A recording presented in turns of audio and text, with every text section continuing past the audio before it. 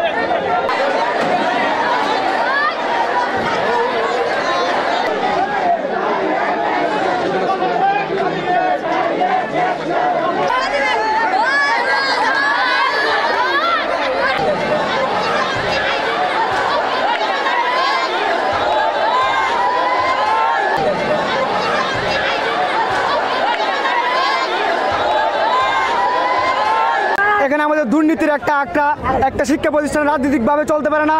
আমাদের principal sir পুরো একটা রাজনৈতিক ব্যক্তি। উনি আগে সাবেক এমপি, উনাকে নিয়ে বিভিন্ন স্লোগান দেয়, উনার প্রতীক নিয়ে স্লোগান দেয়। বিগত 2015 সালের পর থেকে এই স্কুলে প্রতি বৎসরিক একটা বাজেট আসে 1 কোটি টাকা। ওইখান থেকে প্রতি শিক্ষকের বেতন দেয় 40 লক্ষ টাকা, বাকি 60 লক্ষ টাকার কোনো হিসাব উনি দেন নাই। আমাদের মাসা 7,000 থেকে 5,000 টাকা নিত প্রতি মাসে। তা আমার বাবারা অনেক কৃষি কাজ করে কষ্ট করে টাকা উপার্জন করে তারা প্রতি মাসে 5 থেকে 7,000 টাকা নিত। ওই টাকাগুলো আমরা বাবা দিতে খুব কষ্ট হইতো। আমরা তাদেরকে আবেদন লিখতাম, তারা আমাদের এই শিক্ষক রাজনীতিবিদ, আমরা এরকম শিক্ষক চাই না। রাজনীতিবিদ ছাড়া আমাদের এই শিক্ষক চাই। এই শিক্ষক আমাদের দীর্ঘদিন যাবত আমাদের প্রিয় শিক্ষার্থীবৃন্দ এবং শিক্ষকবৃন্দর সমন্বয়ে আজকে আমরা যে দুর্নীতির বিরুদ্ধে এই রাস্তায় দাঁড়িয়েছি, এই দুর্নীতি একদিনে গড়ে ওঠে নাই। দীর্ঘ 30 বছর যাবৎ এই দুর্নীতি করে যে প্রিন্সিপাল তার বিভিন্ন শিক্ষকের সমন্বয়ে আওয়ামী লীগের আমলে বিভিন্নভাবে বৈষম্য তৈরি করেছে।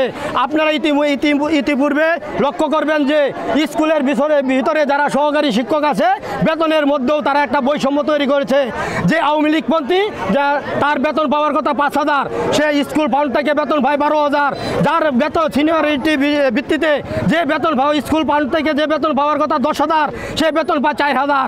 আমরা এই বৈষম্য আন্দোলনের বিরুদ্ধে যে বিগত 15 বছর যাবৎ আমাদের অধ্যক্ষের দুর্নীতি এবং টাকা আত্মসাৎ ইত্যাদির বিরুদ্ধে গত 15 বছরে দুর্নীতির আশ্রয় তিনি নিয়েছেন, আত্মসাৎ করেছেন। তার বিরুদ্ধে এতদিন আমাদের কথা বলার সুযোগ ছিল না রাজনৈতিক কারণে। আজকে বৈষম্য বিরোধী ছাত্র আন্দোলনের তাদের আন্দোলনের ফলাফলস্বরূপ যে পরিবেশ তৈরি হয়েছে, আজকে আমরা কথা বলতে পারতেছি। ওনার বিরুদ্ধে আনিত অভিযোগগুলো সত্য। সাহেবের বিভিন্ন অপকর্মের অভিযোগ এসেছে, একটা না অনেকগুলো অপকর্মের অভিযোগ, এবং অনেকজন আমাদের কাছে দিয়েছে সাম্প্রতিক সময়ে বিগত কয়েকদিনে। এটা আব্দুল হালিম সাহেব এই মুহূর্তে ছুটিতে আছেন, মানে চিকিৎসকের একটা প্রেসক্রিপশন অনুযায়ী উনি চিকিৎসা ছুটিতে আছেন। তো ওনাকে এই মুহূর্তে ডেকে কথা বলার ইয়েটা আমাদের হয়নি, বাট আমরা বিগত 3-4 দিনে যে অভিযোগগুলো পেয়েছি সেগুলোকে আমরা একত্রিত করেছি, এবং এই অভিযোগগুলো নিয়ে অলরেডি গতকালকেই একটা তদন্ত কমিটি গঠন হয়েছে তার এগেনস্টে তদন্ত করবার জন্য। 4 সদস্যের একটা তদন্ত কমিটি আমি গঠন করে দিয়েছি। এই তদন্ত কমিটি এই অভিযোগগুলোকে খতিয়ে দেখবে, তদন্ত করবে, এবং তদন্তে যদি তার এই অপকর্মগুলো প্রমাণিত হয়ে আসে সেক্ষেত্রে আইন অনুযায়ী কঠোর ব্যবস্থা গ্রহণ করা হবে।